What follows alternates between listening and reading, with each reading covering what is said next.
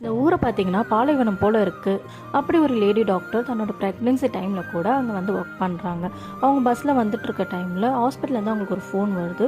ஒரு பேஷண்ட் பிரசவ வழியில் துடிச்சிட்டு இருக்காங்க, சீக்கிரம் வாங்க மேம் அப்படின்றாங்க. இவங்களும் ஓகே ஒரு 5 மினிட்ஸ் லேபர் ரூம்லாம் ரெடி பண்ணுங்க, நான் வந்துடுறேன் அப்படின்றாங்க. அங்கே போனது ஒரு அழகான பெண் குழந்தையும் பிறக்குது. அவங்க குழந்தைய பேரண்ட்ஸ் கிட்ட கொடுத்துட்டு அவங்க டேபிளுக்கு போகிறாங்க. திடீர்னு பார்த்தா வெளியில் ஒரே சத்தமாக இருக்குது. என்னன்னு வந்து பார்த்தா எல்லாம் கத்தியும் கம்பமாக வச்சு நின்றுட்டு இருக்கனாங்க. இந்த டாக்டருக்கு ஒன்றுமே புரியல. இங்கே என்ன நடக்குது, இந்த கிராமத்தாளுங்க என்ன செய்கிறாங்க, ஒருவேளை பெண் குழந்தை பிறந்ததுனால இங்கே முட்டாள்தனமாக ஏதாவது செய்ய போகிறாங்களா அப்படின்னு சொல்லிட்டு வேகமாக அவங்க கிட்ட போகிறாங்க. அவங்க என்ன பண்ணுறாங்க, அந்த பெண் குழந்தை வந்து அந்த கிராமத்து தலைவர்கிட்ட போய் எடுத்துகிட்டு போய் கொடுக்குறாங்க.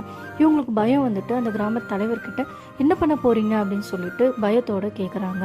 உடனே ஒரு வயசான தாத்தா கிட்ட ஒரு சின்ன செடியை கொடுத்து அந்த குழந்தையோட காலில் தொட்டு கொடுக்க சொல்கிறாங்க. அந்த தாத்தாவும் அழகாக அந்த குழந்தை காலில் அந்த செடியை வச்சு தொட்டு கும்பிட்றாரு.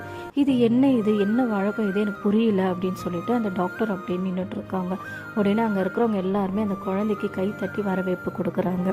அந்த தலைவர் சொல்கிறாரு, எங்கள் ஊரில் ஒரு பெண் குழந்தைங்க பிறக்கும்போது நாங்கள் ஒரு செடிகள் நாங்கள் நெட்டு வைக்கிற வழக்கம் இது. அந்த மரத்தையும் குழந்தையும் நாங்கள் பத்திரமா வளர்ப்போம், இது எங்கள் கிராமத்தோட வழக்கம் அப்படின்னு சொல்லி அந்த தலைவர் சொல்கிறாரு. இதை கேட்டு அந்த டாக்டருக்கு ரொம்ப சந்தோஷமாக இருக்குது. ஆனால் நம்ம ராஜஸ்தான் சைடில் பிபலாண்ட்ரி அப்படின்ற ஒரு ஊரில் இந்த வழக்கத்தை இன்னமும் அவங்க ஃபாலோ பண்ணிட்டு இருக்காங்க.